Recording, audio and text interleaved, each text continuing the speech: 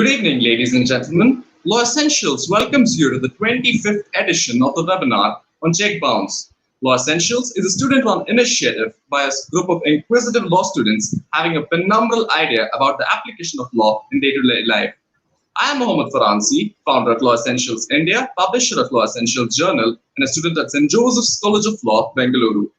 Cases relating to dishonor of checks represent an identified yet unexplored black hole in this ocean of cases. Section 138 of the Negotiable Instruments Act 1881 deals with the offense of dishonor of a check for insufficiency of funds in the account on which the check is drawn. Ma'am will be talking about this section today. Now let me introduce the speaker for today's session. Advocate Priyanka Rai. She is an advocate at the High Court of Gujarat. She has pursued her LLB from Ramaya College, Bengaluru. We are privileged to have you as the speaker for today's session, ma'am. We are extremely honored for this opportunity. Thank you, Farhan. Thank you for this opportunity. Thank you, Law Essentials, for giving me this platform to speak on the topic check bounce. And I would give a special thanks to my friend Jasleen for letting me know about Law Essentials. So let's start with the topic for today. As Farhan said rightly that we are going to speak on check bounce. Now, check bounce is a very common topic, right? It's a very common problem. But let's understand how does check bounce become a criminal offense to be taken into courts.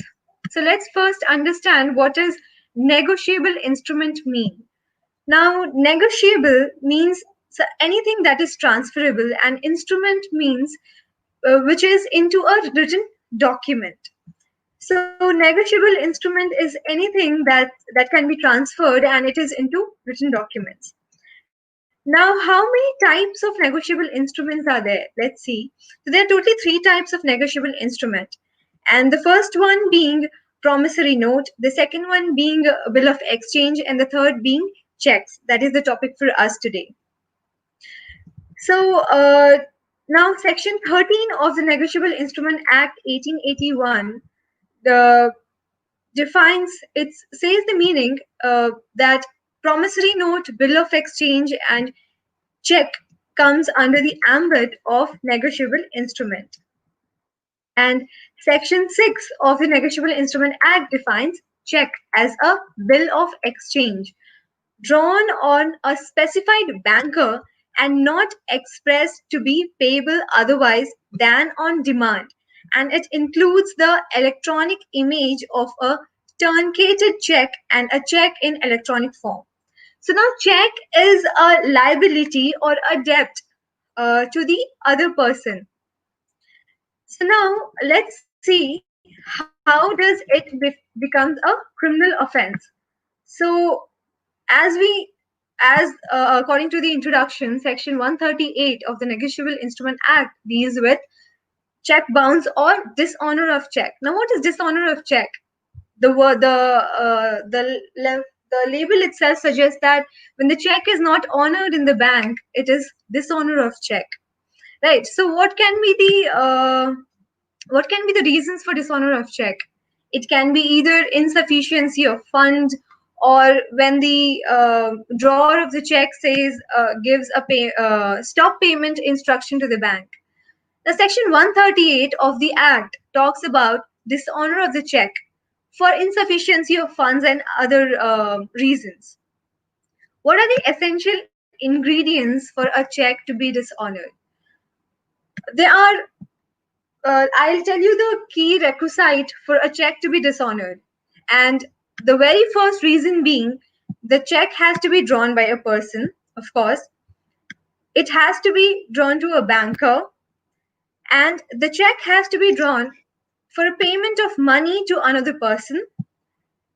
The fourth being that it has to be drawn to discharge in part of any debt or a liability. So as I said, the check has to be drawn either for discharge of a liability or a debt owed to the other party. Okay, the fifth reason being check returned by, when the check is returned unpaid. That is very essential ingredient element for dishonor of check. The sixth reason being that the amount of money in the bank account is insufficient to dishonor the check. That is, the amount in the account of the holder has to be insufficient to honor the check. Only then it gets dishonored. So this was the sixth essential element, and the seventh essential element being that the amount which is arranged or which is drawn before the bank has exceeded the amount in the agreement amount by the bank. So every bank has an agreed amount to be drawn by a check holder. Now, if that amount is exceeded, the check is the check gets dishonored. So these were the seven essential elements for a check to get dishonored. Now, I will tell you certain exceptions to this. The essentials of check, dishonoring of check. There are totally three exceptions to it, where um, the check will not be liable for dishonoring. Now, the first being that there is a timeline for every check to be presented before the bank. Before it was 6 months, and now it is 3 months. So the first exception, according to Section 138 of the Negotiable Instrument Act, is that the check has to be presented to the bank within the period of 3 months from the date on which it is drawn, or within the period of its validity, whichever is earlier. So, as I said, it has to be 3 months, or whichever is earlier. Before, in the Act, it was actually 6 months. So now it is amended to 3 months. And the second exception is that the payee or the holder, in due course of the check, as the case may be, makes a demand for the payment of the said amount of money by giving a notice in writing to the drawer of the check within 30 days of the receipt of information by him from the bank regarding the return of the check as unpaid. So the second exception explains us that after we receive a memo from the bank for dishonoring of check for the reasons before explained, like funds are insufficient, or stopping of payment, the holder of the check has to send a legal notice to the other party for a period of 30 days.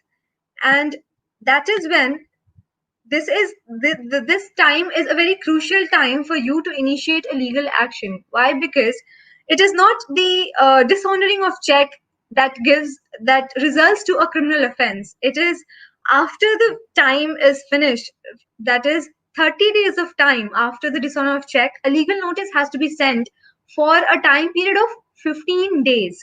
Now, after that time period gets over, and even then if the money is not given back or returned, that is when we can initiate a legal action against the accused.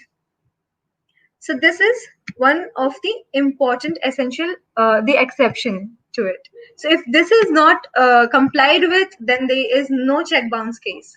And if the check is not valid, then the check bounce case does not take place.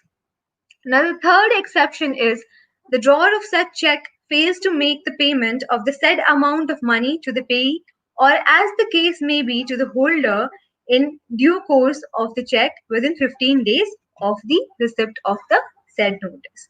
So, as I said, if the payee fails to pay the money amount to the holder, then we can go ahead and file a complaint in the court. So, when I say court, you must be thinking which court we should go to. So, under this act, the court that we are supposed to go to is magistrate court. So, before the enactment of this act, this is actually amended part that I'm telling you all about.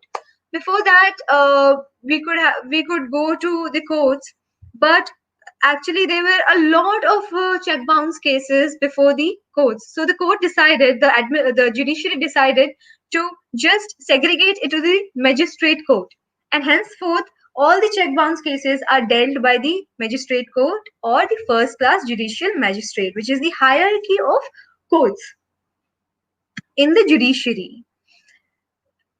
Now let's go to the imprisonment part. So if a person is being held accused in this under section 138, there is an imprisonment for 2 years, which may extend with amount. There is a fine to it. And let me tell you all that check bounce or dishonor of check is a compoundable offense. That is, we can pay the money back and we can get acquittal from the charge. Let me tell you all. So once we file a complaint under section 138, like I said, after the 30 period time is over, we have to go and file a complaint in the court of law before the magistrate court. Now, the first thing that the court does is to issue a summons. Summon is a notice to the other party to be present before the court. Now, even if the party appears before the court and agrees to pay the money, it's well and good. If not, if the party does not show up, then the court issues a bailable warrant.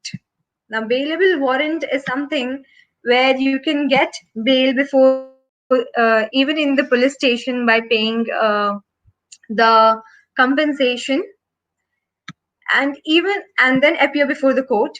And even after that, if the person doesn't appear, the drawer of the check doesn't appear before the court issues a non-bailable warrant. That is, the holder of the check will directly have to go to the court and appear before the court.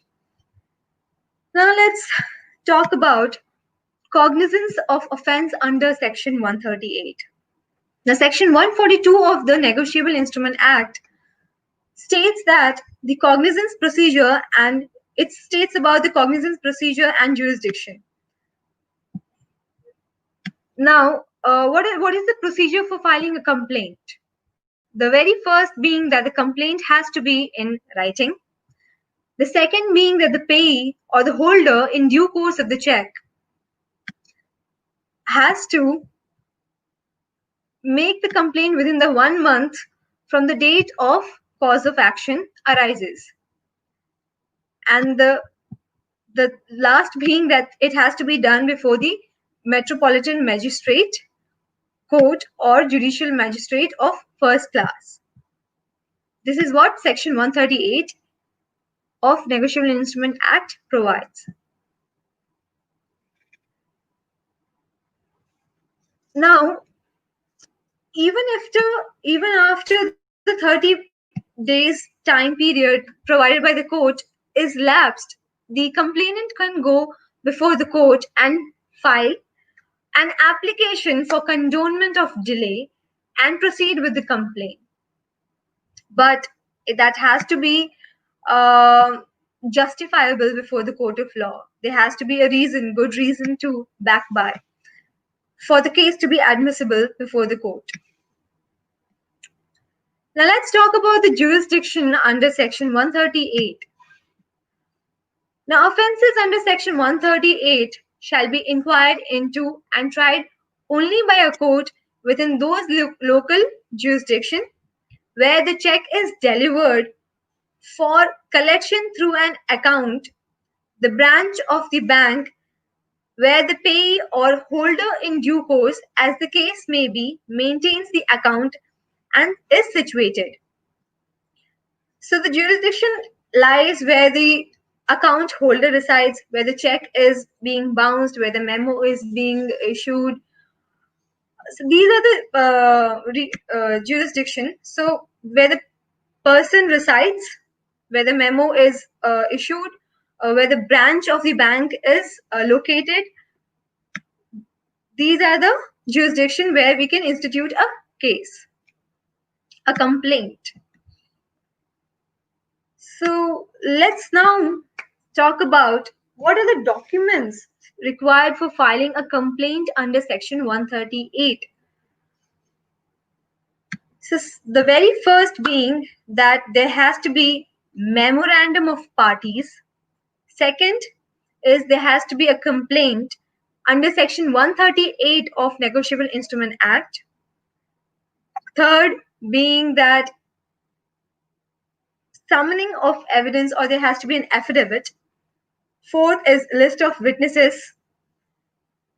We must have wakalatnama. These are the details for a lawyer or a student or a budding lawyer having 1 or 2 years experience.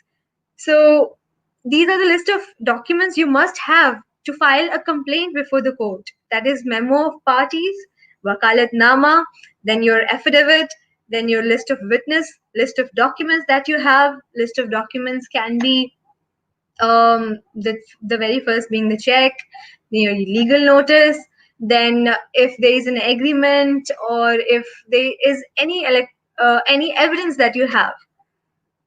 So then return memo, that is check memo, you must have that. These are the few documents that you must have to initiate a complaint. Now the complaint can be instituted against a person, against a company, or a firm. The Section 141 of the Negotiable Instrument Act provides that it can be the complaint can be instituted against a company too. It can be anyone. A legal entity includes a person, a firm, or a company.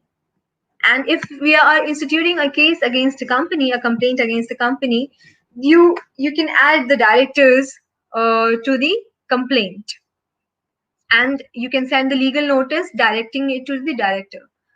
And one very important point, let me tell you, this is again for lawyers, that when you're sending a legal notice to the company, it's not necessary to send legal notice to all the directors of the company. You can send it to uh, 1 or 2 directors also. The complaint will be admissible in the court. This was just an extra information for the legal practitioners. So Section 141 of the Negotiable Instrument Act talks about the liability that the company or directors they owe under the offense of Section 138. Let's now talk about Section 147, that is Section 147 of the Negotiable Instrument Act states about the compounding of offenses. It says that if the appellant or original complainant comes to the court who has taken the cognizance and says that he wants to withdraw from the side of prosecution on account of compromise and he has compounded the matter, then the sentence and conviction have to be set aside anyhow. So Section 147 of the Negotiable Instrument Act says that if the parties have already settled the matter outside, and if the prosecution comes before the court and says that the matter is settled and compounded, then the court will set aside the matter. So now let's talk about few landmark judgments on Section 138. So there is a case called Bhaskaran versus Shankaran with having AIR 1999 SC 3762. Now, the Honorable Supreme Court in this case has given jurisdiction to initiate prosecution to any of the following places. Now, it has list out the jurisdiction for initiating a complaint under Section 138. The very first being that where the check is drawn. Second, where payment has to be made. Third, where check is presented for payment.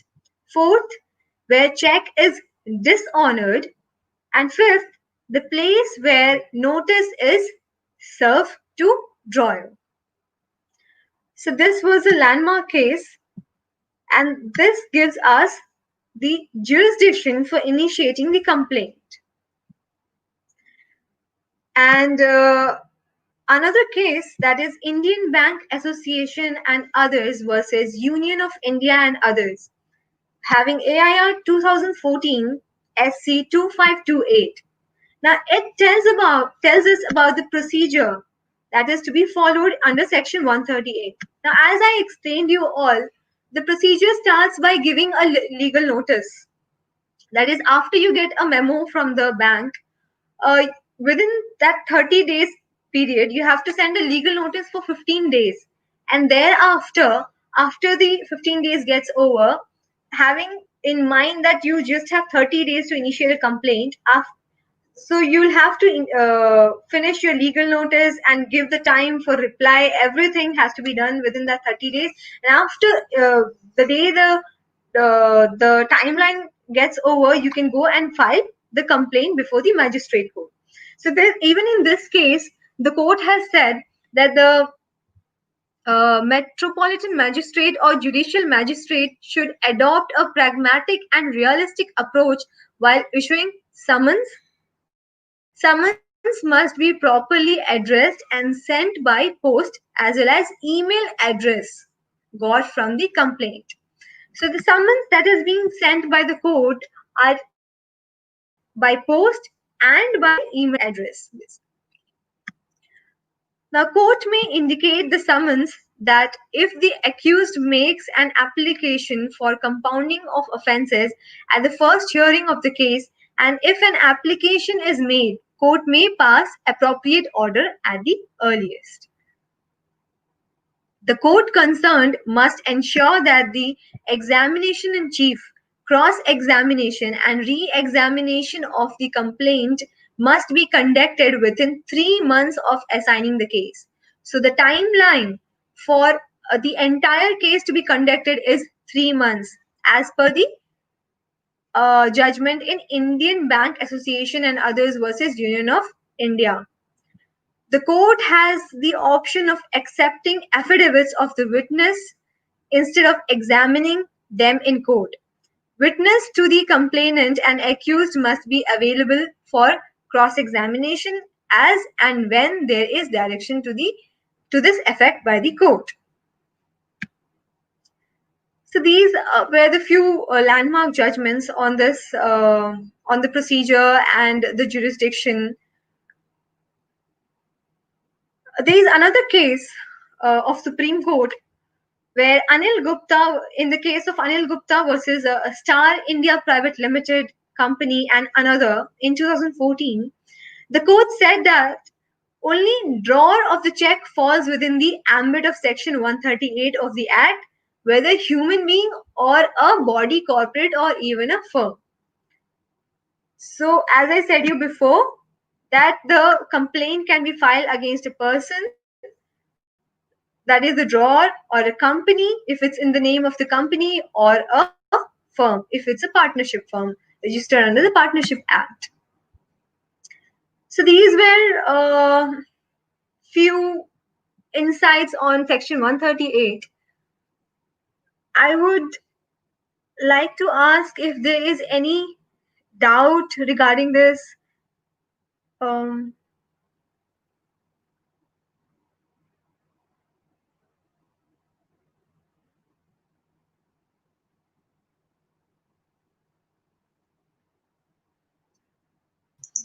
We have a question coming in from the audience, ma'am. The question is, if the check belonged to the person other than the debtor, then who will be the party in the suit? Hello. Can you hear me, ma'am? Sorry, I cannot hear you. Uh, any doubts?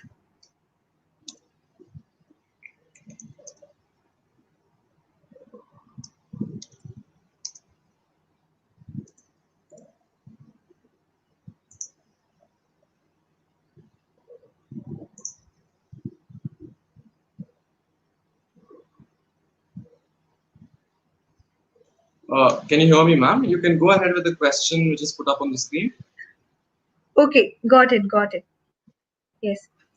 So the question is from Abid Khan. He asked if the check belonged to the person other than the debtor, then who will be the party in the suit? Okay. So, as I clearly said before, that the debtor has to issue the check.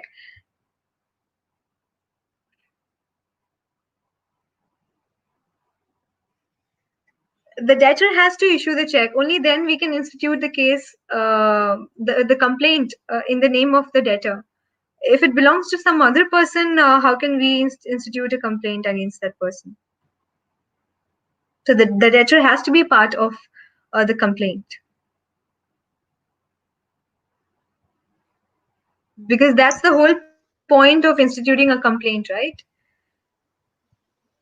We had that Uh, question coming in from the audience, ma'am. I would request you to continue with the session. okay. So this was a very, mm, I would say it was a very brief intro about Section 138, and this is in general. I have listed out all the okay. So in general, I have listed out the all the procedure regarding check bounce case or dishonoring of check case. Um, I would like to even share with you all that there is something going around about decriminalizing the check bounce cases. So I would suggest, I would ask the audience if to give put forth their views on decriminalization of check bounce cases. Let me see what the viewers We would have to request the audience answer to on put in this. their views in the comment box.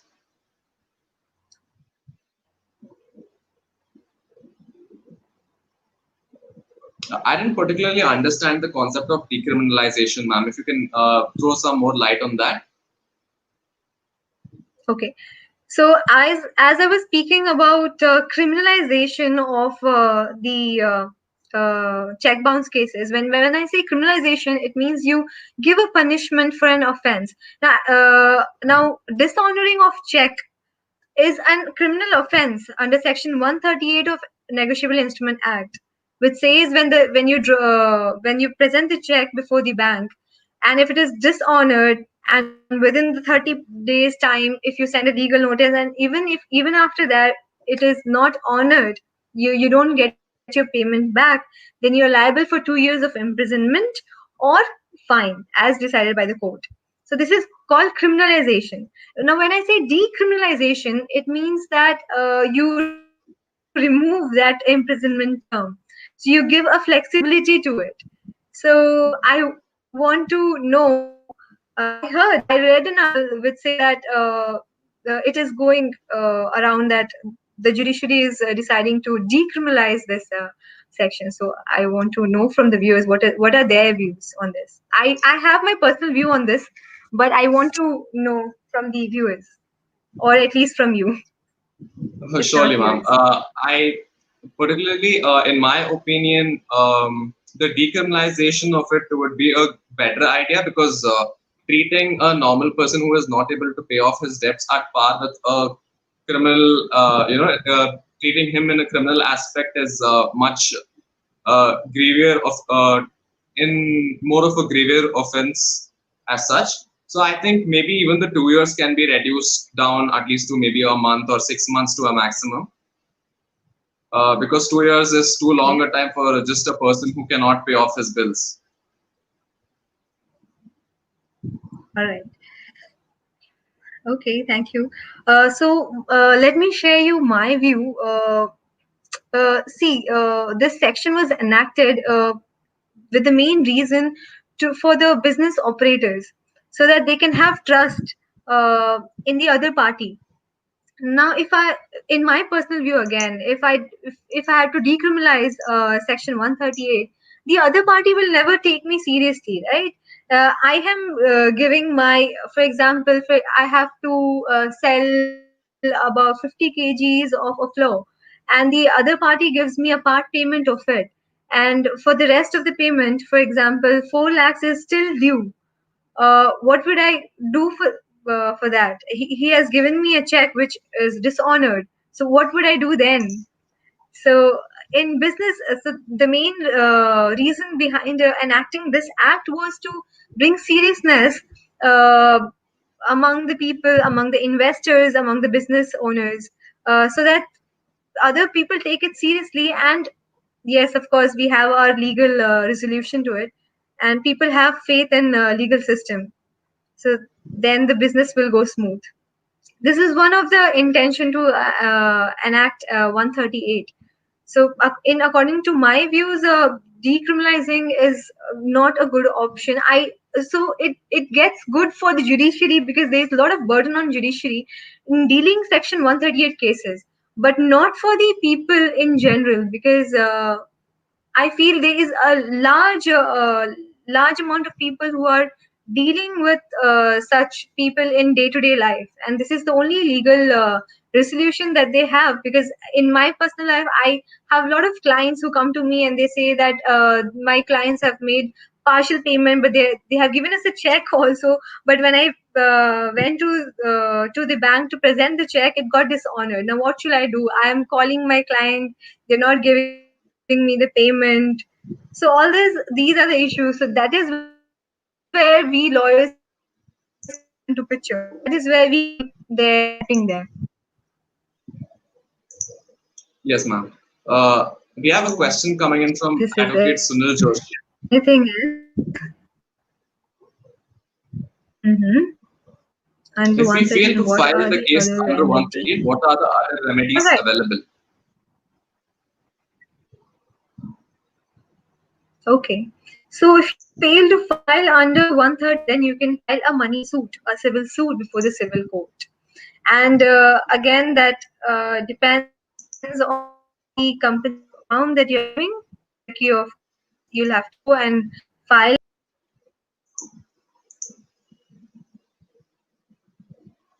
Ma'am has lost her connection. I think she'll be joining back in shortly. Asking payback. Otherwise, if you fail to complain under 138, then you'll have to institute a money suit, a civil suit.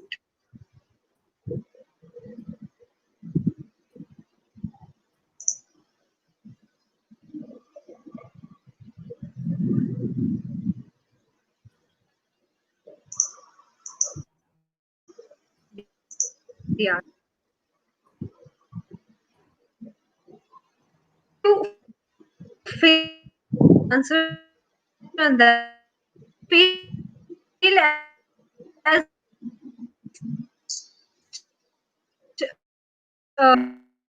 delayed a week or 2 week, and you can file section 1.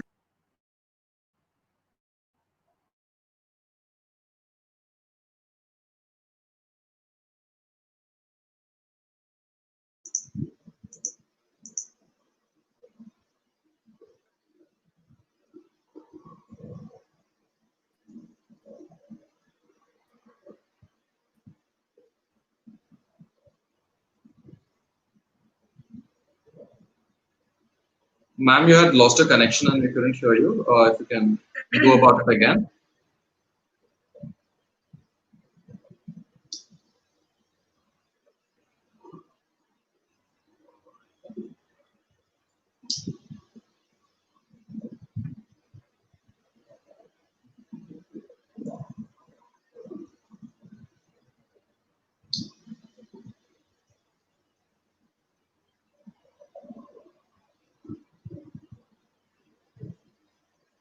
Ma'am, you had lost your connection. If you can go about the question again because the viewers couldn't actually go through them. Sorry, which question? Actually, I lost the connection. I'm really sorry for the technical issue. The last part of this question, ma'am. If we fail to file under, okay, yes. All right. So, if I have to answer this question, firstly, let you have to see how whether you delayed in that 30 periods, how much delay is there. If there is a 1 week or 2 week or even a month delay, you can still go ahead and file a complaint. But you'll have to file an application before the court for condonement of delay. And if the court finds it justifiable, the court will admit it. Otherwise, otherwise you'll have to file a money suit, civil suit before the court. So now under section 138, what happens is that we send a demand notice. Demand notice is for asking a money under section 138. Here, for a money suit, you'll have to send a regular legal notice explaining the facts and asking the your compensation back, and then you'll have to file a civil suit before the civil court, appropriate civil court. This was my answer for this question. I hope. Yeah. The next Yeah. question from Anu Sharma. It's is it retrospective or prospective act? How can we calculate the limitation period for a check bounce and file a complaint accordingly? Okay. So it is a retrospective. It has a retrospective effect. And how we calculate limitation in time period for? Okay. For example, today is 23rd, right? So if we get a memo today from the bank, 23rd 10, so you have time till 23rd 11, that is 23rd of November. This is going to be your time period for instituting a complaint before the court. Now this is the time period in which you'll have to send a legal notice. So from the day you receive a memo, you'll have to send a legal notice to the other party, give them a 15 days time for answering your legal notice or for coming to a resolution or for amicable settlement. If that does not happen, if the other party does not come with the resolution, you can go ahead and file the case on 23rd 11 or 24th 11. 1 or 2 days delay is not a problem. 1 week or 2 week delay will be questionable before the court of law. That, and you can, as I said, you can go ahead filing an application before the court. We have only so many questions coming in from the audience. I would request the audience to put forward their questions in their minds. You can continue with the session as such, ma'am. Okay, okay.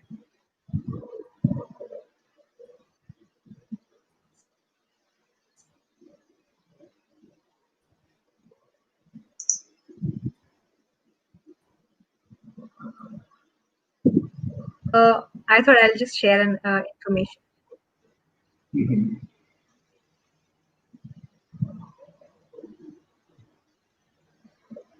It cannot be because it's a breach of trust because of not returning the money. I did not understand what is he saying. I think he's providing his views on the question that you asked. Should it be criminalized or decriminalized? I think, according to him, it cannot be Okay. because of. Mhm. Yeah. Right. Yes, yes, ma'am. You're going to share a incident. Yes. So I'll just share an incident that happened. That mostly happens. Okay. So a lot of clients, they get a blank dated check for the as a payment from their clients. Now from their customers or clients. So what then happens is that they so after they so a lot of business runs this blank check with the amount and the signature. So this is when they speak to their customers. They if both the parties are fine, they present it before the bank. Now in that circumstances, if the check is dishonored, so before you fill in the date of the check, it is very important that any third party has to fill in the date, not by the person who is drawing the check, or not even the friends or family. Because after the dishonor of check, when it comes to the evidence stage in the court, it becomes a problem for the person who is the complainant.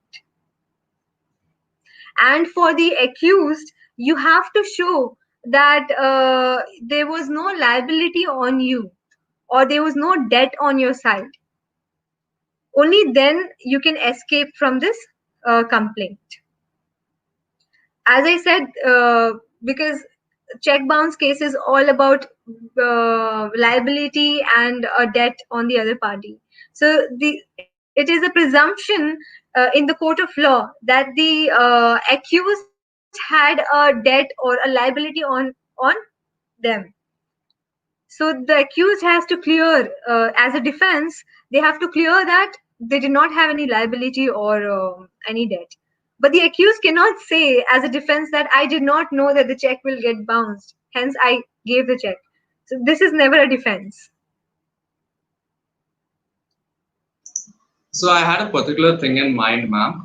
Sometimes when a check Mhm. bounces because of small intricacies in the checks, like maybe the two can look like three in the check. So for these things, the banks, they usually give back the checks and they put a certain amount of fine. What is your view on this? Maybe speaking legally. Okay, so can you just be more clear on it? Are you saying about the amount? I'm saying more about the intricacies with the dates. Sometimes it's not Okay. very clear as to how the number is written, but they give it back because of minor reasons. A All right. prudent person would usually be able to figure it out, but the banks usually give it back. Mhm. So, Farhan, in that case, what we can do is we'll have to go back to our clients and we'll have to tell them to issue a proper check, because we cannot tell the bank to actually look into the numbers. I think that happens very rarely because I haven't come across that. But if that happens, as you quoted, the we'll have to ask our clients to get back to the other party and ask for a check, or we can write a letter to the bank itself, that isn't a to the manager. We have another question, ma'am, from Geeta. What happens if one doesn't have the amount in one go? If the check is bounced of rupees 10 lakh and he is not able to pay in one go? Okay, so all right, it's a good question. If the person is not able to pay in one go, then they always have the option to pay it in installments. So the court does give an option to the other party to pay it in installments, so that can be done, but the complaint will be filed. Or if in the legal notice stage, or if in the legal notice stage, if both the parties have it in between them that I'll pay it to you in installments, then it's and if both the parties agrees, it's well and good. Otherwise, before the court, you can say that I'm ready to pay in installments, but you'll have to pay a fine for it. Yes, So ma'am. that option is always The, given. these are all the questions coming in from the audience, ma'am. Right. Should we end the session with this, ma'am? Sure, sure, sure. If Surely, I would ma'am. also like to say, Farhan, actually, it's a very in-depth this thing. Check bounce is a very general topic, but the court procedures like cross-examination, how to conduct a trial, it's a separate topic. I did not touch that. So this was a general information for the law students and for the public at large, so that they can understand the basic concepts. But the trial part is different and it's exhaustive, so there can be a different session for it. This is what I wanted to say. I hope it Yes, was ma'am. clear and everyone enjoyed it. And if there's any doubts, they can always ping you and you can ping me, so that I can answer Surely, the ma'am. questions. Surely, ma'am. With this, we come to the end of the session. I would like to express my heartfelt gratitude for taking your valuable time out to conduct the session, ma'am. It was a pleasure to host Thank this you. event. The audience have loved you throughout the course of the session. Thank you, ma'am. Thank you so much. Thank you so much, Pran. It was a pleasure for me too. And I wish to conduct more sessions in future. Thank you so much. Surely, ma'am. Thank you to all the audience for attending the session. Signing off is Mohammed Faransi.